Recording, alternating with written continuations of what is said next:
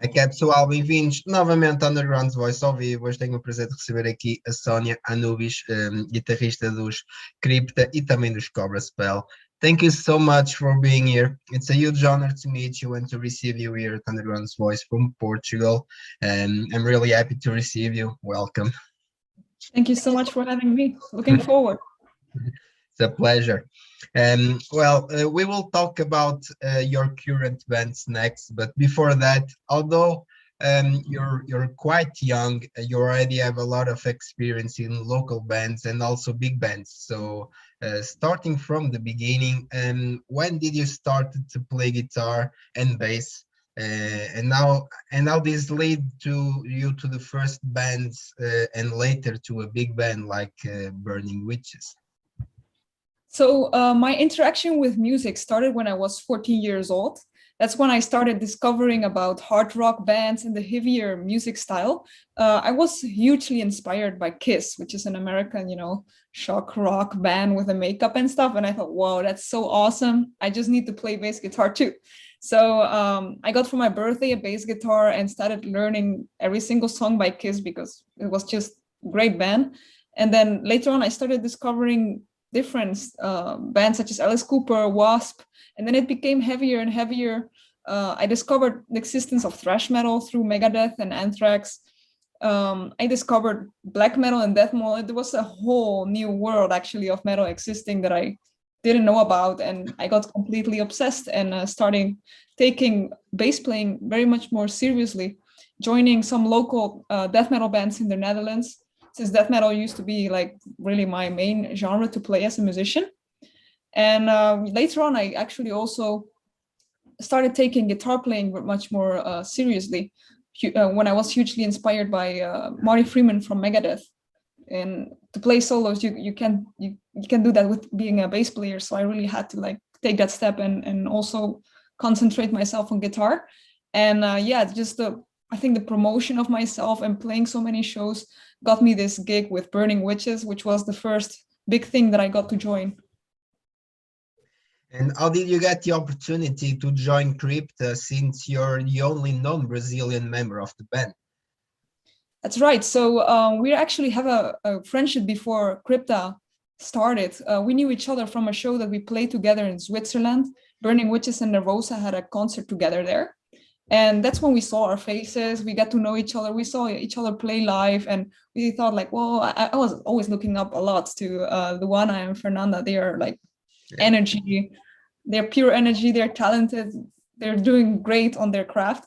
And yeah, I was always looking up to them. So it was a huge honor to get an invitation from these girls wanting to start a death metal project with me. And aside of that, I was also looking for something more extreme, as I was only playing heavy metal with Burning Witches, and it's also a little bit of my roots. So I thought, okay, let's do this. And yeah, we started writing a year before the announcement of the band, since we wanted to do this in a low key, without having the pressure of people knowing that we exist. So we can do this in our own speed. And it worked out very well. The connection was very good between us, even if we were very far away. We are able to communicate very easily, and we understand each other with what we want, and we are always very dedicated with what we want to get. So it was very nice, the beginning, and now I'm very happy how it's going.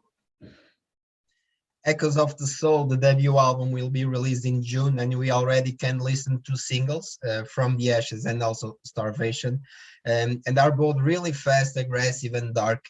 So can you also expect that on the rest of the album? How do you define the album, and how do you look at that? So the album Echoes of the Souls is gonna feature many different styles of death metal, because in the band we have quite a diverse music taste. Even outside of the death metal, we have a lot of like extreme influences.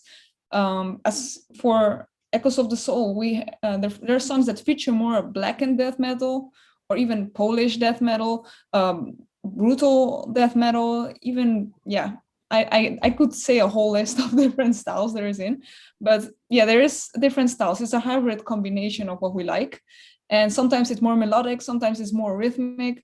So for every single style there is something, I think, in the death metal. And yeah, it's made with feeling, with passion for music, and yeah, with time. And all members had their contributions on the composition process of the album. So how did this work, since you all all was did in distance, in the middle of a pandemic too? Yeah, this album actually was, I think, 50% written during the pandemic.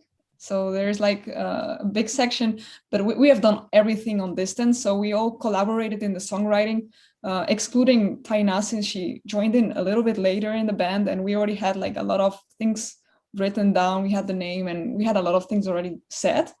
So yeah, we have written together. Fernanda and Luana would always send their ideas with voice recordings or with like homemade like demos, and I would record them here at my do-it-yourself home studio. We put everything together in a Google Drive, and yeah, this way we can put our ideas together, and the ones that fit very well, that becomes a song. And I can set it up here with my, I have a very cheap software that I can record songs with and put it all together, and it works out. So that's what we did. And yeah, we recorded the album in January, and we've written the songs, I think, in 1.5 years or something like that. So we had quite a lot of pre-production before getting in the studio. We really prepared very well before getting in there. And Crypta announcement was made like 1 year ago, and since then you already have a lot of fans, an album to be released, and you're a band with everything to succeed fast. So were you expecting all this in just 1 year? Absolutely not. It was a huge like surprise. We know, of course, that the members Fernanda and Luana have a huge fan base, and I knew this is gonna it's gonna directly have like people hearing, all right? But I didn't know it was gonna be so much people. It was insane. We haven't even, well, before we released From the Essence of Starvation, people were already like putting tattoos, making their own merchandise. I'm like, whoa, but we haven't even released music. It's very unbelievable. But I can only be very thankful for the people that have been there since the announcement of the band, that are buying all our merchandise right now. They are sharing the music around, and they're actually liking the music. This makes me very happy.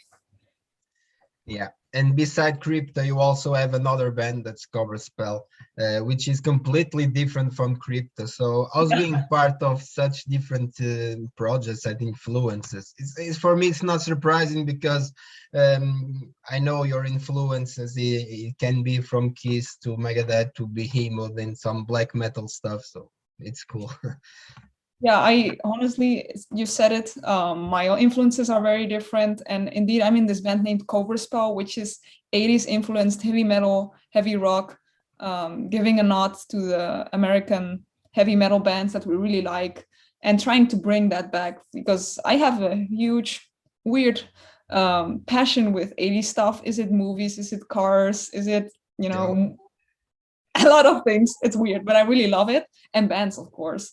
So yeah, it only makes sense for me to play in a band that honors this style. And I feel like there's not many bands at the moment that do it in like a lot. So I thought, okay, I want to do this.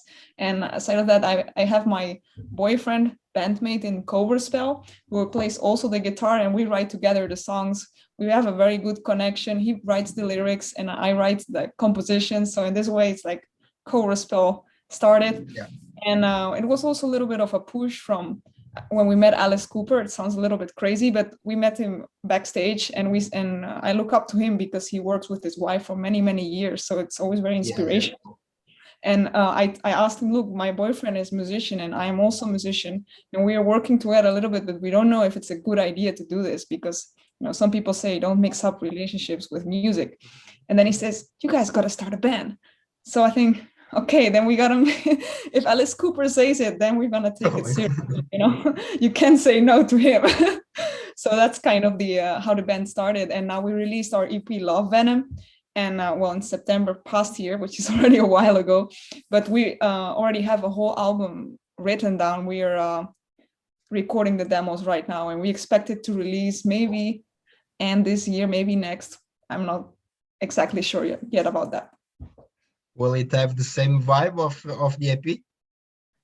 I think, yeah, definitely. It will definitely have the 80s vibe. It will be sleazy. I think even sleazier than the Love Venom. It will be better, catchier, and this time I will not do it yourself because um, the EP was really, it's created in Corona. I've recorded the bass lines, I recorded all the guitars, at home and with in someone else's studio, like some do-it-yourself studio. It was very like raw.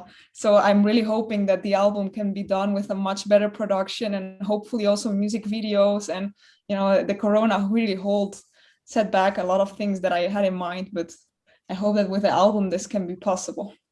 Yeah, and I think the EP is awesome because I was listening the EP, and it reminded me a lot of different stuff, like the music that my dad listened when he was younger, and or Oh, me yeah. playing GTA Vice City, or those Awesome. special. That makes me so happy.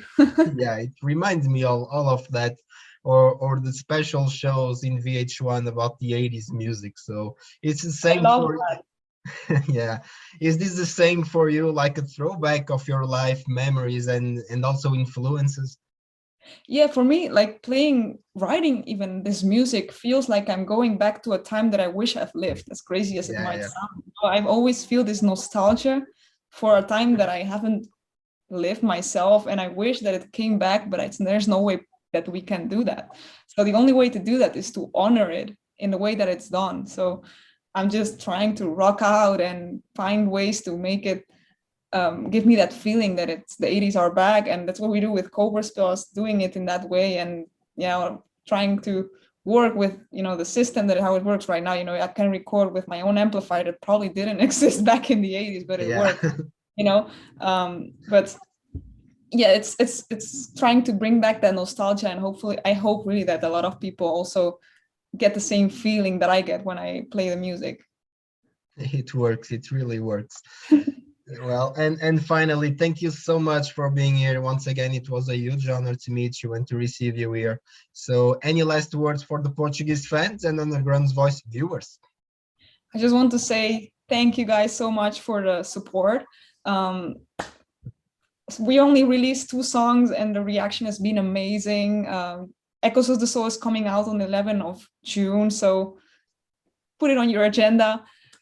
We are working hard on a lot more content with Crypta. We're working on the album with Cobra Spell. You can follow me on my channels as Sonia Nubis. I give guitar lessons and have a YouTube channel if that interests someone. And yeah, that's it. I think thank you so much for having me in the interview. It's a pleasure. Once again, thank you. Stay safe and hope to see you soon here in Portugal. Yeah. Yeah. See you Bye. later. Bye. I gotta have you.